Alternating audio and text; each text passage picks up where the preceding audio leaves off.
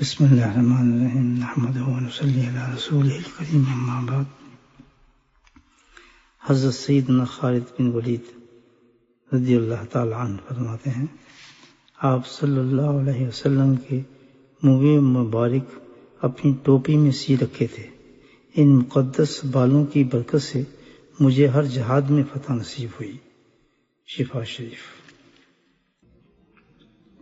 حضرت سیدنا امیر معاویہ رضی اللہ تعالی عنہ کے پاس آپ صلی اللہ علیہ وسلم کے منہ مبارک موجود تھے۔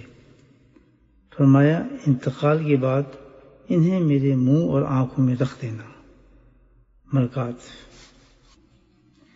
حضرت انس بن مالک رضی اللہ تعالیٰ نے فرمایا کہ حضور پر نور کا منہ مبارک میرے پاس موجود ہے، میری وفات کے بعد اس کو میری زبان کے نیچے رکھ دینا۔